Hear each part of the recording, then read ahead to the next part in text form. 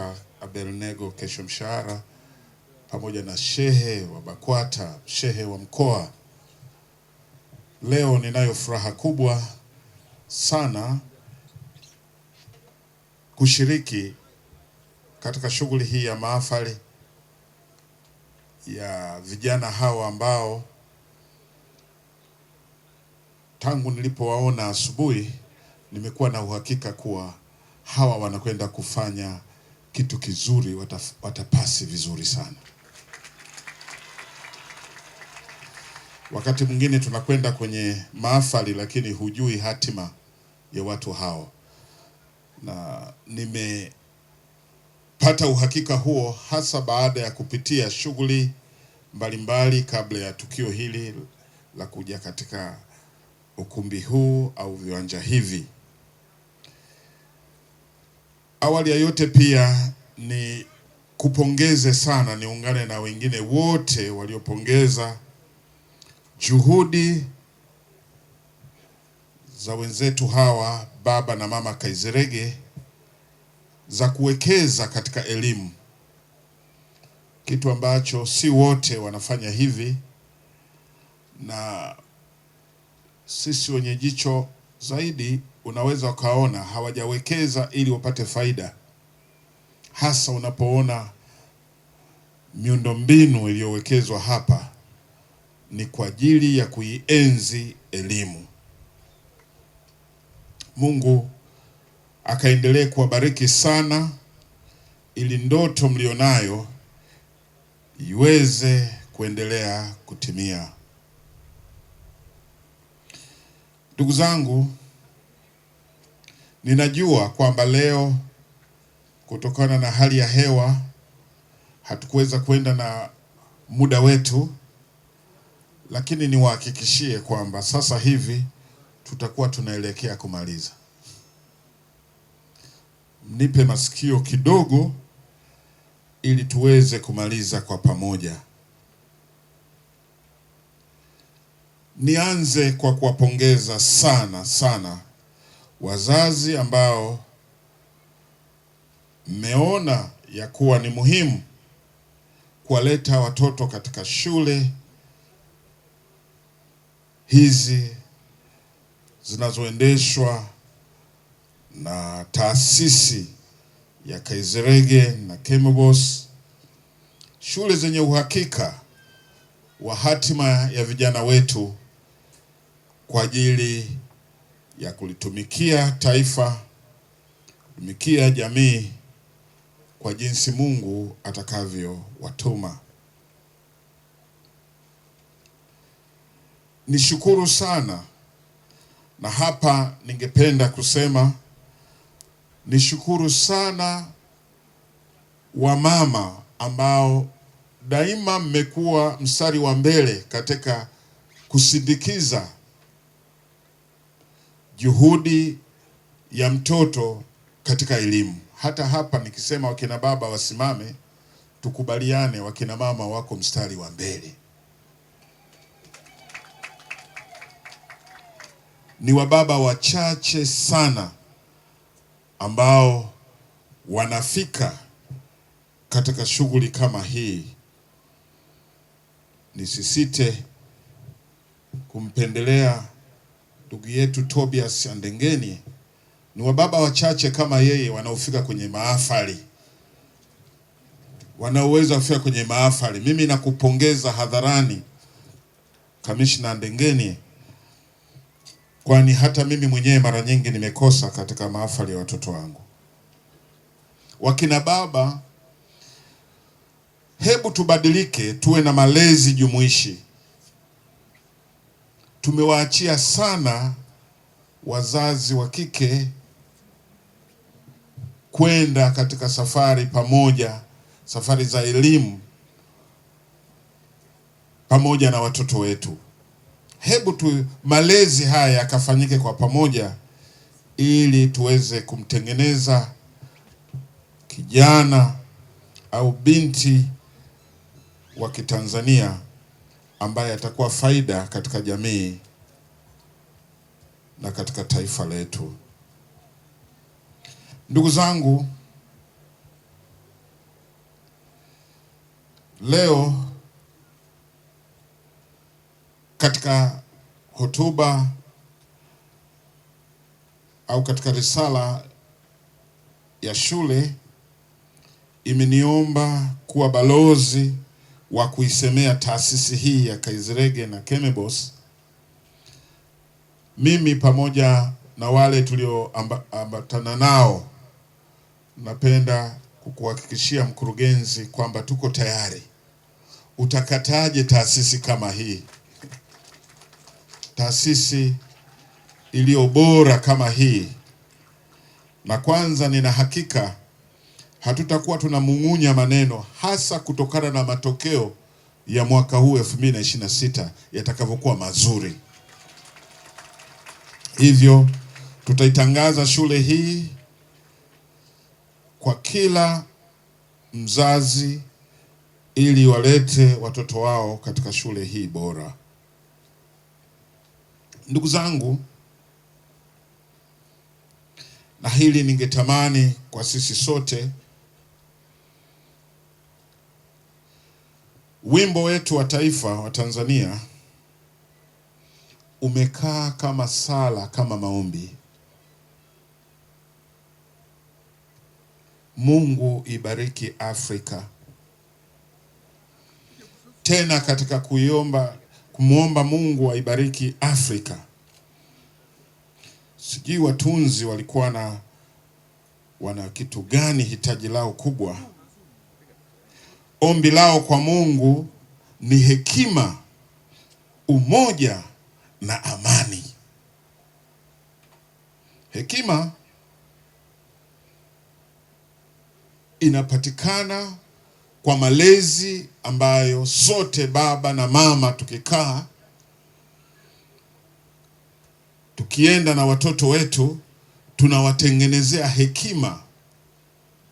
Lakini pia hekima inaongezwa na huduma kama hizi za baba Kazerege na mama,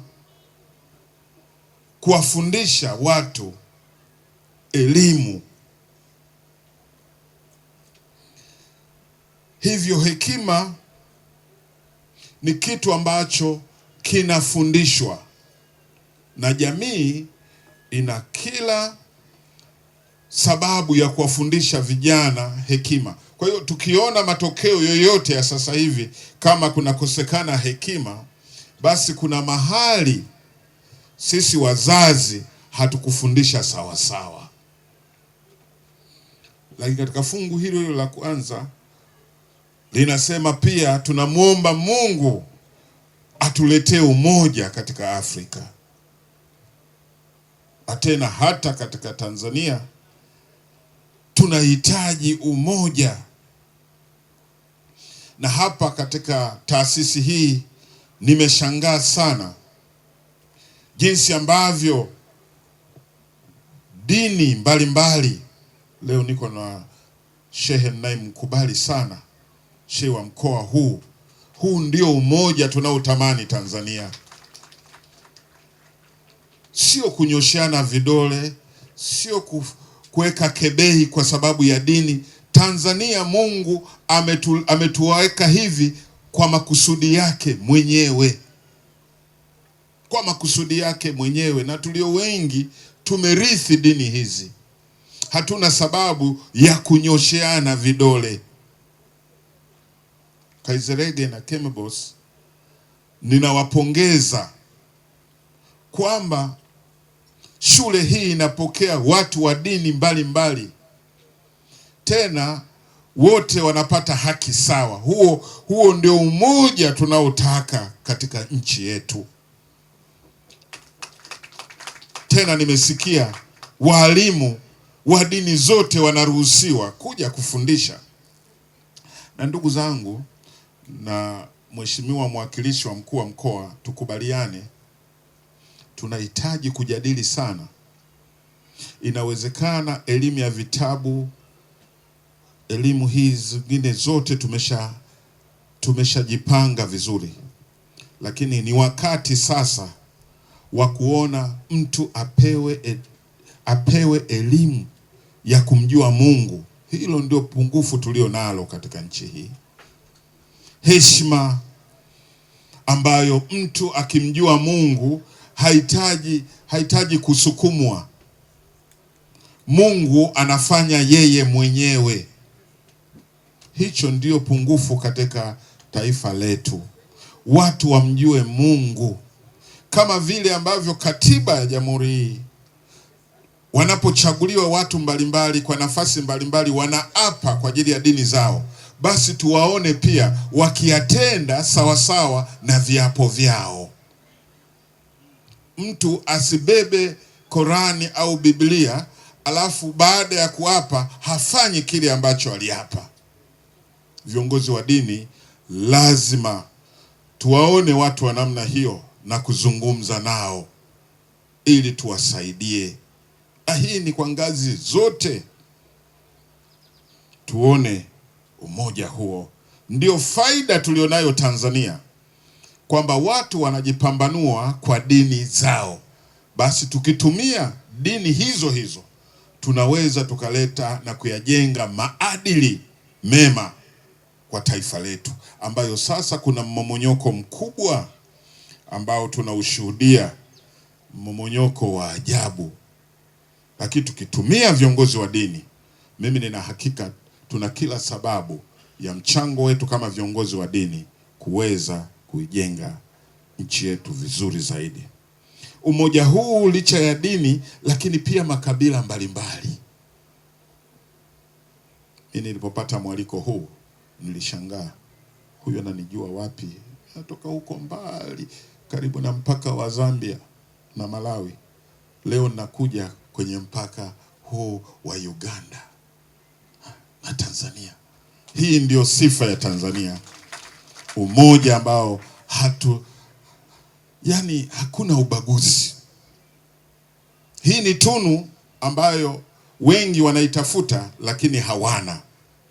Ndugu zangu, hebu turinge kabisa kwa tunu hizi ambazo Mungu ameziachilia kwa taifa hili la Tanzania.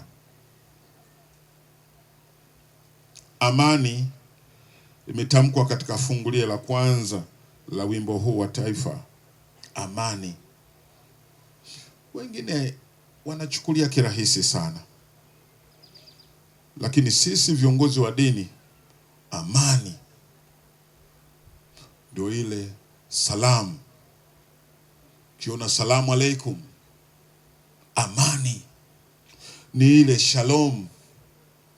Amani ambayo inatoka kwa Mungu mwenyewe, anayeleta amani. Mtu yoyote ambaye anampenda Mungu hawezi kuwa na raha kama hakuna amani.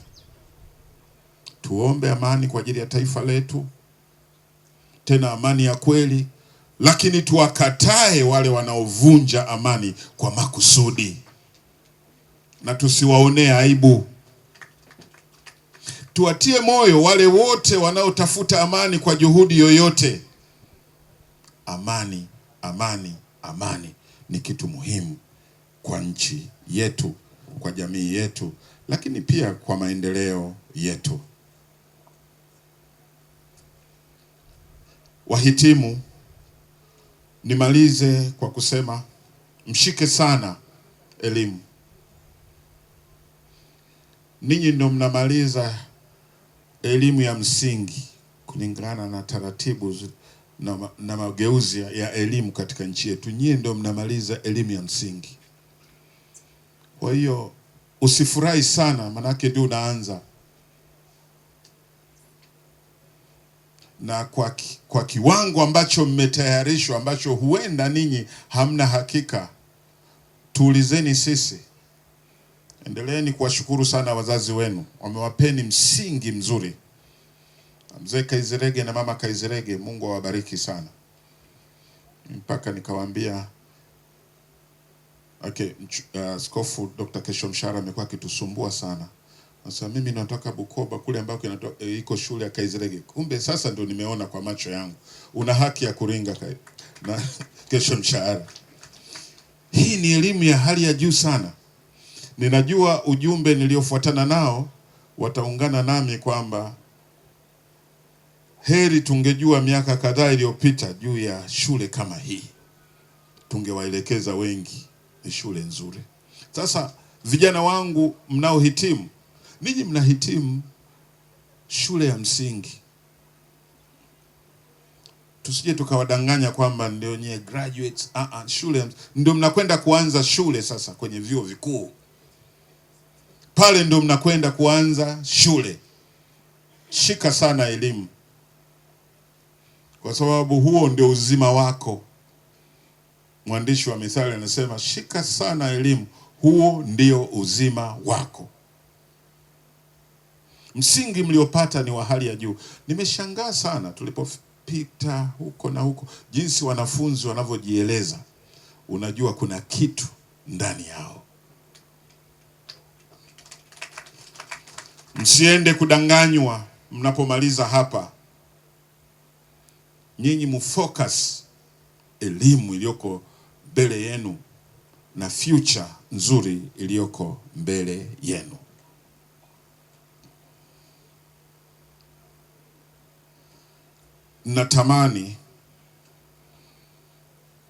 Natamani sana kila anayepita katika shule hii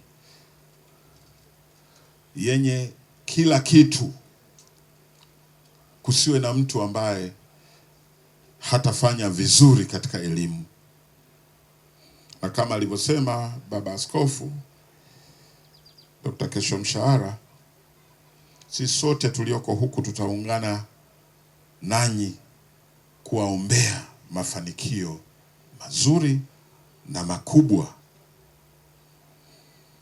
na kuwaombea wazazi msichoke kuendelea kuwa guide hawa vijana. Bado ni wadogo, wanahitaji sana mwongozo wetu. Basi baraka na uwezo zina Mungu wetu, hivyo muendelee kumuomba Mungu ili zile baraka na uwezo alizokusudia zipate kuja juu yenu. Lakini pia heshima, sifa ziwe nanyi siku zote, sasa na hata milele. Amen. Mkuu wa kanisa la KKKT Dr. Alex Malasusa, Mheshimiwa mkuu wetu wa wilaya anayemwakilisha mkuu wa mkoa, waheshimiwa mkurugenzi mwenye shule hizi za Kaizirege na Kemibos, waheshimiwa Sheikh Chwabuta, Mheshimiwa naibu katibu wa wizara, waheshimiwa meza kuu, wahitimu na waalikwa wote, nachukua nafasi hii kwa muda mfupi kumshukuru sana Mheshimiwa mgeni rasmi kwa hotuba yake nzuri sana iliyotufundisha na kutuelekeza mambo mengi muhimu, na hasa mkazo wake juu ya umoja wa kitaifa, amani ya kitaifa, uadilifu wa kitaifa, kujituma na kuendelea kupendana sisi kwa sisi kwa ajili ya kulinda tunu ya amani katika taifa letu. Ni mambo muhimu tutakayoyafanyia kazi na kuyatekeleza kwa ajili ya mustakabali wa taifa letu. Tunamshukuru sana kwa ahadi yake ya kwamba atatangaza shule hii, yeye na wote waliotoka Dar es Salaam, kwamba wataitangaza shule hii iendelee kupata wanafunzi na itoe huduma kwa wingi kadiri ya miundombinu mlioiona. Na kwa hiyo tumshukuru sana na tupige makofi kwa ajili ya neno hilo zito la kuitangaza shule hii. Lakini vile vile tunashukuru kwamba mahafali ya mwaka huu yamebarikiwa na kiongozi wa kitaifa, na kwa hiyo wahitimu mmehakikishiwa baraka za kitaifa na mmeambiwa mtafaulu na mtashinda kwa ahadi ya maombi aliyoyatoa. Lakini vile vile nikimaliza, nimeondoka na mkazo wake wa kukemea ukabila na mkazo wake wa kukemea udini, na badala yake upendo na mshikamano udumu, tukijifunza kutoka shule za Kaizirege na Kemibos zinazohudumia watu wa dini zote, makabila yote, na zinatoa fursa kwa dini zote kufundisha neno la Mungu kwa watu wa dini zote, na kwa hiyo kwa njia hiyo umoja unatawala, amani inatawala, upendo unatawala, na kwa njia hiyo, Mheshimiwa mgeni wetu rasmi, tumeondoka na mengi. Mimi nimeweza kudadavua machache, lakini wengi wametoka na mengi zaidi, na kwa hiyo mgeni rasmi tunamshukuru na tutaendelea kukumbuka uwepo wake siku ya leo. Asanteni sana na Mungu awabariki.